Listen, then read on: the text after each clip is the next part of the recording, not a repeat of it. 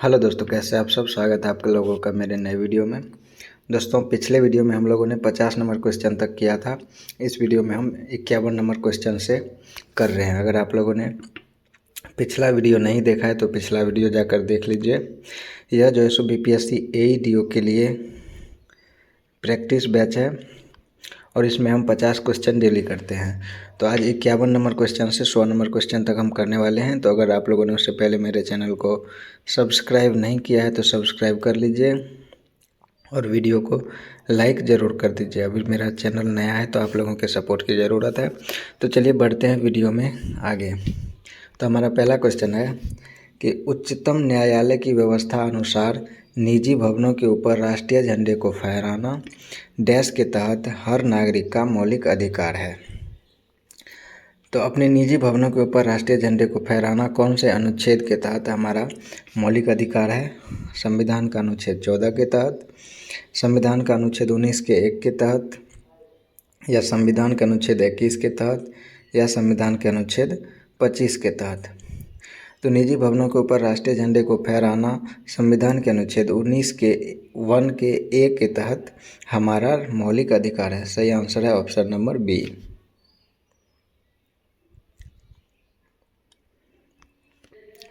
अगला क्वेश्चन है, निम्नलिखित में से कौन सा एक मानव अधिकार भारतीय संविधान के अंतर्गत मौलिक अधिकार भी है? तो इनमें से कौन सा एक ऐसा मानव अधिकार है जो संविधान के अंतर्गत मौलिक अधिकार भी है? तो इसका सही आंसर क्या होगा? सूचना का अधिकार, काम का अधिकार, शिक्षा का अधिकार, मकान का अधिकार। तो इनमें से कौन सा मानव अधिकार होने के साथ साथ संविधान के अंतर्गत मौलिक अधिकार भी है? तो शिक्षा का अधिकार, राइट टू एजुकेशन, एक मौलिक अधिकार और मानवाधिकार दोनों है। तो सही आंसर है ऑप्शन नंबर सी। अगला क्वेश्चन है, भारत के संविधान का निम्नलिखित में से कौन सा अनुच्छेद प्रेस की स्वतंत्रता से संबंधित है? अनुच्छेद 19, अनुच्छेद 20, अनुच्छेद 21 या फिर अनुच्छेद 22। तो प्रेस की स्वतंत्रता से संबंधित अनुच्छेद कौन सा है? तो अनुच्छेद 19 प्रेस की स्वतंत्रता से संबंधित है। सही आंसर है ऑप्शन नंबर ए। अगला क्वेश्चन है, भारत के संविधान का कौन सा अनुच्छेद देवनागरी लिपि में हिंदी को संघ के सरकारी भाषा के रूप में मान्यता देता है? तो कौन सा अनुच्छेद है जिसमें हिंदी को राजभाषा और देवनागरी लिपि को राजलिपि के रूप में मान्यता दिया है? तो यह संविधान के अनुच्छेद 341 में है, 342 में है, 343 में है या फिर 346 में है? तो इसका सही आंसर है अनुच्छेद 343, ऑप्शन नंबर सी। अगला क्वेश्चन है, भारतीय संविधान का कौन सा अनुच्छेद संवैधानिक प्रावधानों की संघीय संसद या राज्य विधान पालिकाओं द्वारा बनाए गए नियमों या कानून पर प्राथमिकता प्रदान करता है? तो भारतीय संविधान का कौन सा अनुच्छेद है जो संघीय संसद को राज्य विधान पालिकाओं द्वारा बनाए गए नियम या कानून पर प्राथमिकता प्रदान करता है? तो इसका सही आंसर क्या है? ऑप्शन ए है 13, अनुच्छेद 13, अनुच्छेद 32, अनुच्छेद 245 या फिर अनुच्छेद 326। तो इसका सही आंसर है ऑप्शन नंबर सी, अनुच्छेद 245। अगला क्वेश्चन है, भारतीय संविधान की 8वीं अनुसूची में वर्णित है शहरी स्वशासन के बारे में, पंचायत व्यवस्था के बारे में, राजनीतिक दल बदल के बारे में, भाषाओं के बारे में। तो भारतीय संविधान की 8वीं अनुसूची भाषाओं से संबंधित है। सही आंसर है ऑप्शन नंबर डी। आप लोगों को कमेंट बॉक्स में बताना है कि राजनीतिक दल बदल से कौन सा अनुसूची संबंधित है, पंचायती व्यवस्था से कौन सा अनुसूची संबंधित है।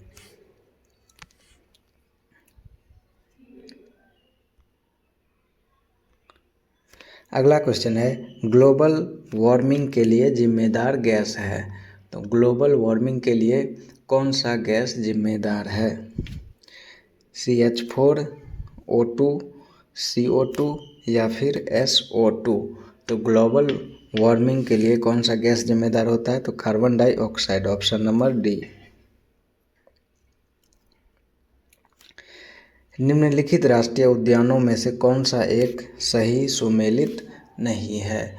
तो इनमें से कौन सा एक सही सुमेलित नहीं है? बलपक्रम, यह कहाँ पर है? तो बलपक्रम यह मेघालय में है, यह सही है। पन्ना, यह कहाँ पर है? तो पन्ना बिहार में नहीं है, तो यह गलत हो जाएगा। पन्ना कहाँ है? पन्ना मध्य प्रदेश में है, पन्ना मध्य प्रदेश में है, तो ऑप्शन बी ही इसका सही आंसर हो जाएगा।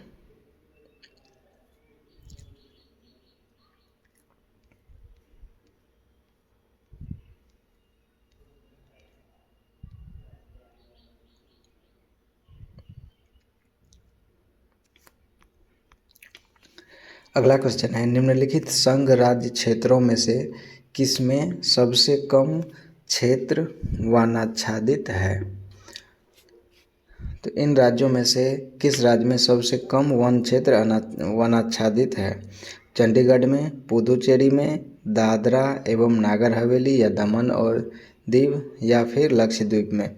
तो इनमें से सबसे कम वन क्षेत्र चंडीगढ़ में है, तो सही आंसर है ऑप्शन नंबर ए।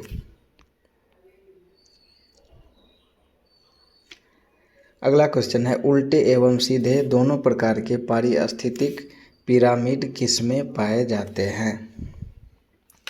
उल्टा और सीधा दोनों प्रकार का पारिस्थितिक पिरामिड किसमें पाया जाता है?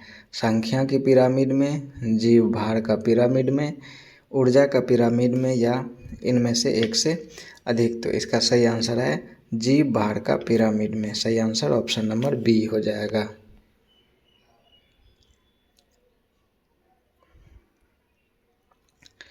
अगला क्वेश्चन है, निम्नलिखित में से कौन सा समुद्री जैव विविधता के दृष्टिकोण से दुनिया का सबसे समृद्ध क्षेत्र है, जिसमें ज्वार नदमुख, समुद्र तट, निकट तटीय पर्यावरण के जंगल, समुद्री घास, प्रवाह भित्तियाँ, नमक दलदल और मैंग्रोव के साथ 21 द्वीप शामिल है? तो वह कौन सा हो जाएगा? मन्नार की खाड़ी बायोस्फीयर रिजर्व या नंदा देवी बायोस्फीयर रिजर्व या सुंदरवन बायोस्फीयर रिजर्व या नीलगिरी बायोस्फीयर रिजर्व? तो इसका सही आंसर है मन्नार की खाड़ी बायोस्फीयर रिजर्व। सही आंसर है ऑप्शन नंबर ए।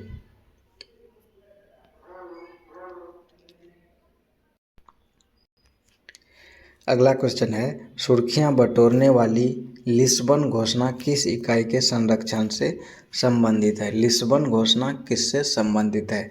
तो लिस्बन घोषणा वायु से संबंधित है, पर्वत से संबंधित है या महासागर से संबंधित है या फिर मीठे पानी के ग्लेशियर से संबंधित है? तो लिस्बन घोषणा महासागर से संबंधित है। सही आंसर है ऑप्शन नंबर सी।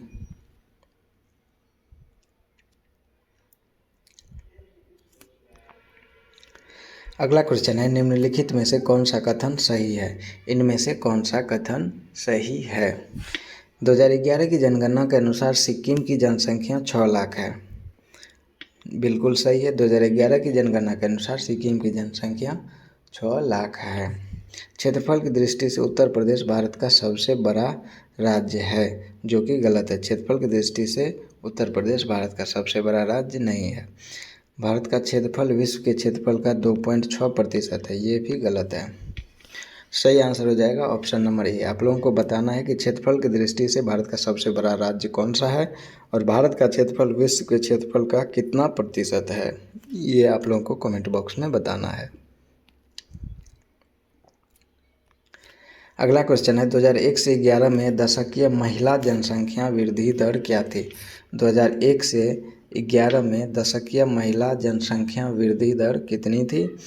21.44%, 23.18%, 18.12% या फिर 17.64%? तो इसका सही आंसर है 18.12%, ऑप्शन नंबर बी।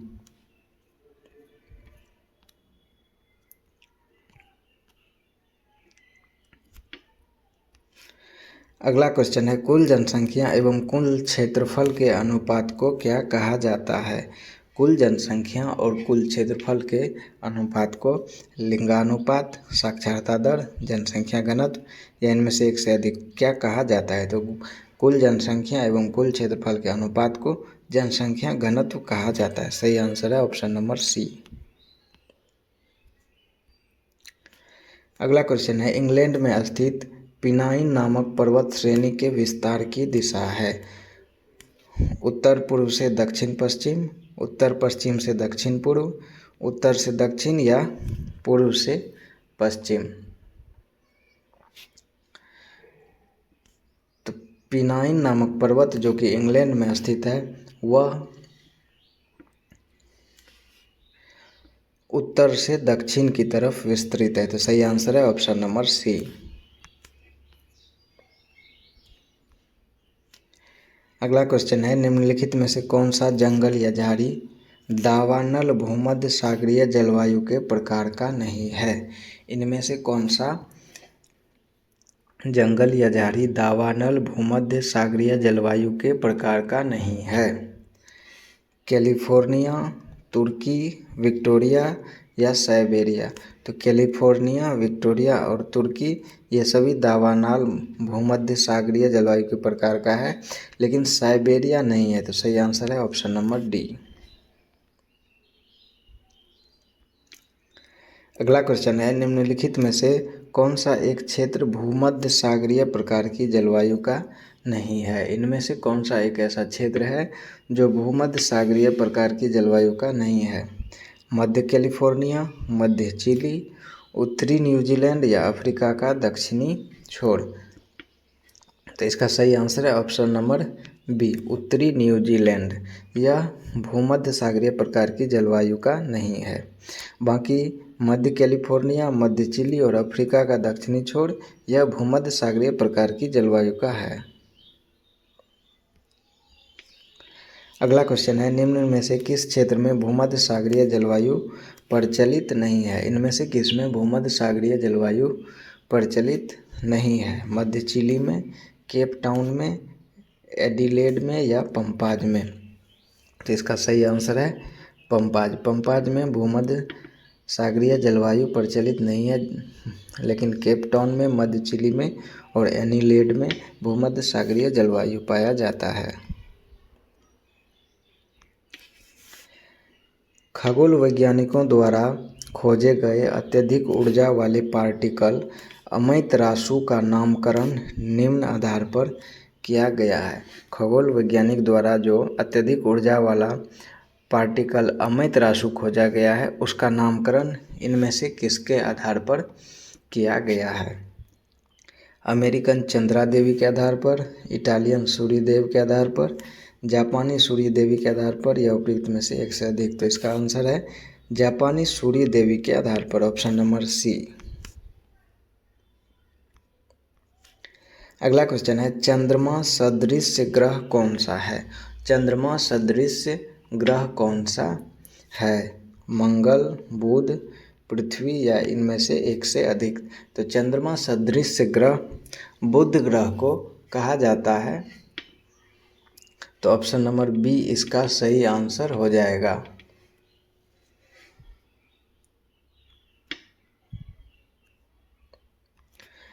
अगला क्वेश्चन है, पृथ्वी एवं सूर्य के बीच अधिकतम दूरी होती है। तो पृथ्वी एवं सूर्य के बीच अधिकतम दूरी कब होती है? उपसौर में, अपसौर में या ग्रीष्म संक्रांति में? तो पृथ्वी एवं सूर्य के बीच अधिकतम दूरी अपसौर में होती है। सही आंसर है ऑप्शन नंबर ए। निम्नलिखित लौह अयस्कों में से बैलाडीला में किसका खनन होता है? बैलाडीला में कौन से लौह अयस्कों का खनन होता है? हेमेटाइट, सिडेराइट, लिमोनाइट या फिर मैग्नेटाइट का? तो बैलाडीला में हेमेटाइट का खनन होता है। सही आंसर है ऑप्शन नंबर ए।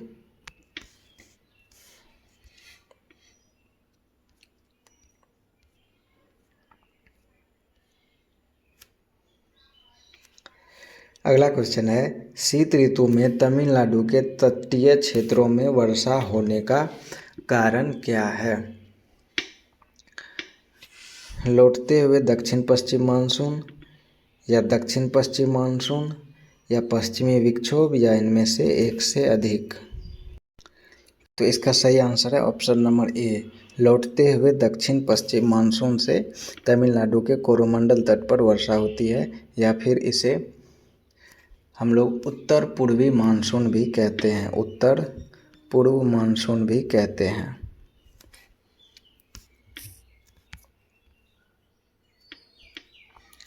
अगला क्वेश्चन है, हैदराबाद में दक्षिण पश्चिम मानसून की वापसी की सामान्य तिथि क्या है? हैदराबाद में दक्षिण पश्चिम मानसून की वापसी का जो समय होता है वह किस तारीख को होता है? 1 अक्टूबर को, 15 अक्टूबर को, 1 नवंबर को, या इनमें से एक से अधिक। तो हैदराबाद में दक्षिण पश्चिम मानसून की वापसी की सामान्य तिथि है 15 अक्टूबर। सही आंसर है ऑप्शन नंबर बी। अगला क्वेश्चन है, त्रिवार्था के अनुसार भारत की जलवायु किस प्रकार की है? त्रिवार्था के अनुसार भारत की जलवायु सवाना प्रकार की है, या उपोष्ण मानसूनी जलवायु है, या भूमध्य सागरीय प्रकार की जलवायु है, या इनमें से एक से अधिक। तो त्रिवार्था के अनुसार भारत की जलवायु उपोष्ण मानसूनी जलवायु है। सही आंसर है ऑप्शन नंबर बी। किस रेखांश पर भारतीय मानक समय अपनाया जाता है? तो भारतीय मानक समय किस रेखा पर अपनाया जाता है? 78.5 डिग्री पूर्व, 87.5 डिग्री पूर्व, 82.5 डिग्री पूर्व, या इनमें से एक से अधिक। सही आंसर है ऑप्शन नंबर बी, 82.5 डिग्री पूर्व को भारत का मानक समय रेखा माना गया है।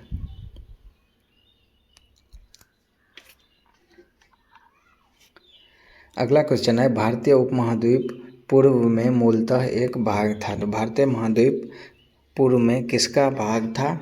टेथिस का, पेंजिया का, गोंडवाना लैंड का, या इनमें से एक से अधिक। तो सही आंसर है option number B, Gondwana land का। अगला क्वेश्चन है, ग्रीनविच माध्य समय से भारतीय मानक समय कितना आगे रहता है? ग्रीनविच माध्य समय से भारतीय मानक समय रेखा कितना आगे है? 5.5 घंटा, 6 घंटा, या फिर 5 घंटे। तो इसका सही आंसर है ऑप्शन नंबर ए, 5.5 घंटे। अगला क्वेश्चन है, 1815 में प्रकाशित राजा राम मोहन राय की पहली पुस्तक का नाम क्या था? राजा राम मोहन राय की पहली पुस्तक जो कि 1815 में प्रकाशित हुई थी, उसका नाम क्या था? वेदांत ग्रंथ, तुहफत उल मुवाहिद्दीन, भारतीय विलास, या शाकुंतलम। तो राजा राम मोहन राय की पहली पुस्तक का नाम तुहफत उल मुवाहिद्दीन था, जो कि 1815 ईस्वी में प्रकाशित हुआ था। सही आंसर है option number B. Deccan education society के संस्थापक कौन थे? ज्योतिबा फूले, एमजी रानाडे, फिरोज शाह मेहता, या फिर बाल गंगाधर तिलक। दक्कन एजुकेशन सोसाइटी के संस्थापक थे बाल गंगाधर तिलक। सही आंसर है ऑप्शन नंबर डी, बाल गंगाधर तिलक ने दक्कन एजुकेशन सोसाइटी का स्थापना किया था, और यह स्थापना उन्होंने 1884 ईस्वी में किया था। 1884 ईस्वी में बाल गंगाधर तिलक ने दक्कन एजुकेशन सोसाइटी का स्थापना किया था। अगला क्वेश्चन है, अबुल कलाम आज़ाद के द्वारा किस पत्रिका को संपादित किया गया था? जमींदार, अल हिलाल, कॉमरेड, या इनमें से एक से अधिक। तो अबुल कलाम आज़ाद के द्वारा अल हिलाल पत्रिका को संपादित किया गया था। सही आंसर है option number C.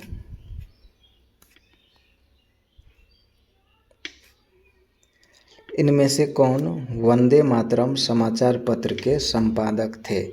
Bankim Chandra Chatterjee, Vipin Chandra Pal, Arvind Ghosh, या इनमें से एक से अधिक। वंदे मातरम समाचार पत्र का संपादन किसने किया था? तो वंदे मातरम समाचार पत्र का संपादन श्री अरविंदो घोष ने किया था। ऑप्शन नंबर बी इसका सही आंसर हो जाएगा। और वंदे मातरम पत्रिका का संपादन अरविंद घोष ने 1906 ईस्वी में किया था।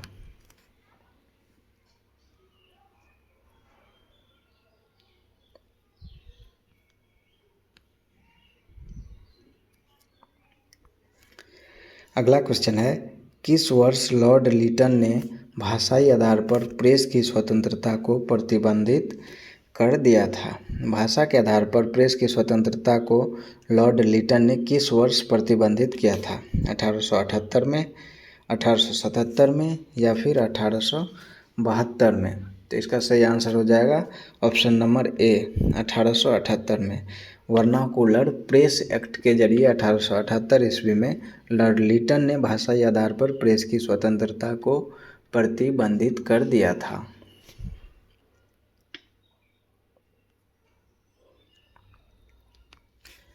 अगला क्वेश्चन है, 1857 के विरोध के एक नेता कुंवर सिंह किस स्थान से संबंधित थे? जगदीशपुर से, मेरठ से, ग्वालियर से या झांसी से? तो 1857 के विद्रोह के नेता कुंवर सिंह बिहार के जगदीशपुर से संबंधित थे। सही आंसर है ऑप्शन नंबर बी। अगला क्वेश्चन है, 1857 के विद्रोह के समय दिल्ली का प्रभारी अंग्रेज अधिकारी कौन था? 1857 के विद्रोह के समय दिल्ली का प्रभारी अंग्रेज अधिकारी कौन था? General Hewitt, Lieutenant Hudson, Lieutenant Willoughby या फिर जॉन निकोलसन? तो 1857 के विद्रोह के समय दिल्ली का प्रभारी अंग्रेज लेफ्टिनेंट हडसन और जॉन निकोलसन, यह दोनों था। सही आंसर हो जाएगा ऑप्शन नंबर ई। अगला क्वेश्चन है, इनमें से किसने 1857 में विद्रोहियों को धोखा दिया था? गणपत पांडे, जमादार माधो सिंह, ठाकुर विश्वनाथ सहदेव या विश्वनाथ दुबे? तो गणपत पांडे, जमादार माधो सिंह और ठाकुर विश्वनाथ सिंह इनमें से किसी ने नहीं दिया था, लेकिन विश्वनाथ दुबे ने 1857 में विद्रोहियों को धोखा दिया था। सही आंसर है ऑप्शन नंबर डी।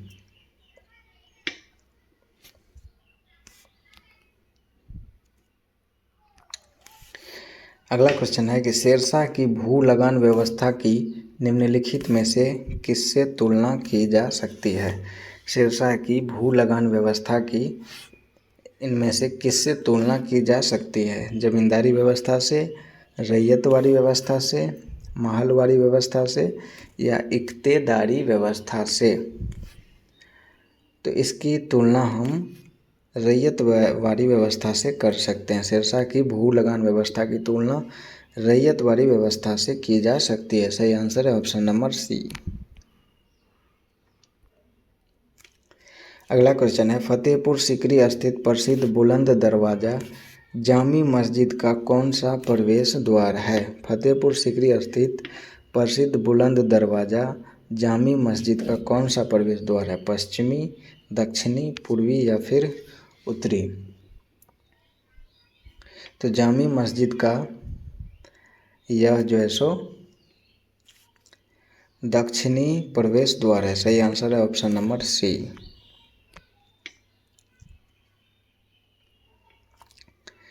भारत के किस नगर को मध्यकाल में सिराज ए मशरिक या फिर पूरब का सिराज कहा जाता था? भारत के किस नगर को मध्यकाल में पूरब का सिराज या सिराज ए मशरिक कहा जाता था? आगरा को, दिल्ली को, जौनपुर को या फिर लखनऊ को? तो जौनपुर को मध्यकाल में सिराज ए मशरिफ कहा जाता था। सही आंसर है ऑप्शन नंबर डी।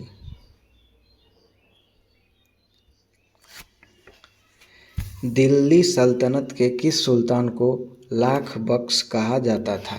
दिल्ली सल्तनत के किस सुल्तान को लाख बख्श कहा जाता था? कुतुबुद्दीन ऐबक को, बलबन को, अलाउद्दीन खिलजी को या फिर रजिया सुल्तान को? तो कुतुबुद्दीन ऐबक को लाख बख्श कहा जाता था। सही आंसर है ऑप्शन नंबर ए।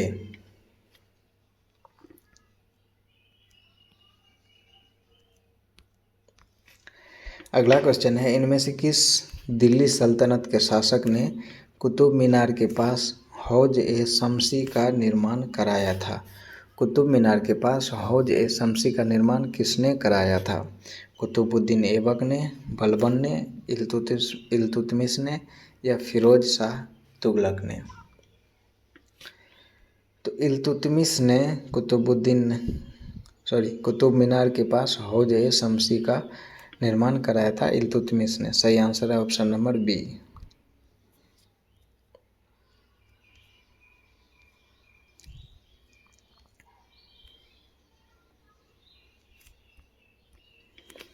अगला क्वेश्चन है, विग्रहराज चतुर्थ ने अजमेर की 2.5 दिन का झोपड़ा नामक मस्जिद के पहले किसका निर्माण किया था?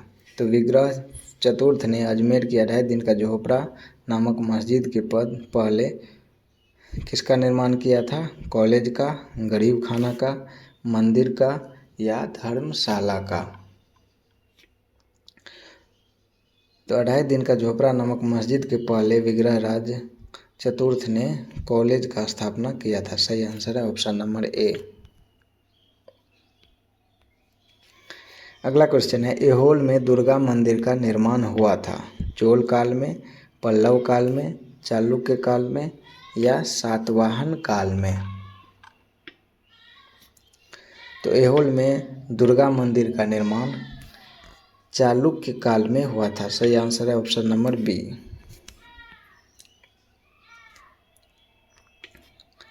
सिंधु घाटी के लोग थे।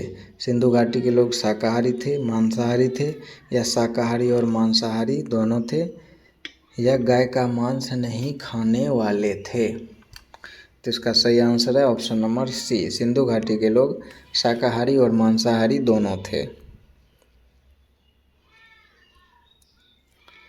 अगला क्वेश्चन है, चुन्हू दरों हड़प्पा संस्कृति से संबंधित एक स्थल है जो स्थित है। चुन्हू दरों कहाँ स्थित है? सिंध में, गुजरात में, पंजाब में या बहावलपुर में? तो चुन्हू दरों यह कहाँ स्थित है? तो चुन्हू दरों वर्तमान में पाकिस्तान के सिंध प्रांत में स्थित है। तो इसका सही आंसर है ऑप्शन नंबर ए।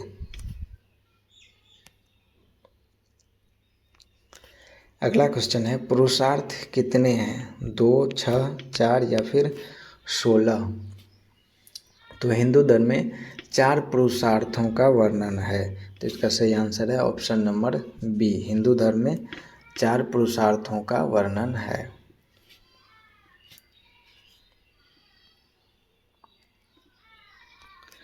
अगला क्वेश्चन है, प्रथम मानव जीवाश्म भारत की किस नदी घाटी से प्राप्त हुआ है? तो प्रथम मानव जीवाश्म यह गंगा नदी की घाटी से, यमुना घाटी से, ताप्ती घाटी से या नर्मदा घाटी से? यह कहाँ से प्राप्त हुआ है? तो प्रथम मानव जीवाश्म यह भारत में नर्मदा घाटी से प्राप्त हुआ है। तो सही आंसर है इसका ऑप्शन नंबर सी।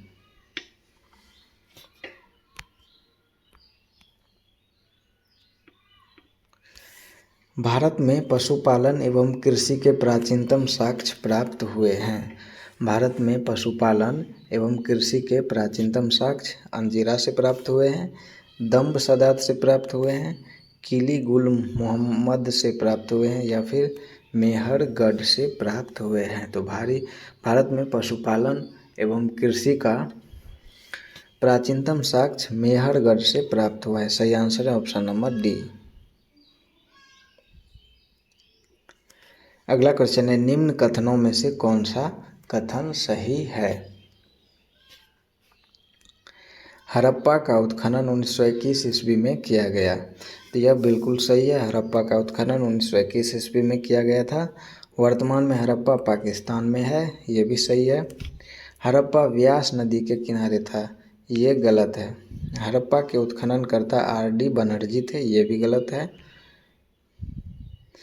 और छत्र वाला ताम्र रथ हड़प्पा से मिला है, ये भी गलत है। तो केवल ऑप्शन ए 1 और 2 सही है। तो 1 और 2 ए में है। तो इसका सही आंसर है ऑप्शन नंबर ए। तो दोस्तों आज हम लोगों ने पहला सेट 1 का 100 क्वेश्चन कर लिया है और हम अगले वीडियो में सेट 2 करने वाले हैं। तो अगर आप लोग मेरे चैनल पर नए हैं तो चैनल को सब्सक्राइब कर लीजिए और बेल आइकन को ज़रूर दबा लीजिए। और पिछला वीडियो जिसमें 1 से 50 क्वेश्चन तक हमने किया है वो नहीं देखा है आप लोगों ने, तो कमेंट बॉक्स में उसका लिंक है, वहाँ से जाकर आप वो वीडियो भी देख सकते हैं। और आप लोगों से एक रिक्वेस्ट है कि वीडियो को लाइक कर दीजिए और चैनल को सब्सक्राइब ज़रूर कर लीजिए। मिलेंगे अगले वीडियो में। Thank you.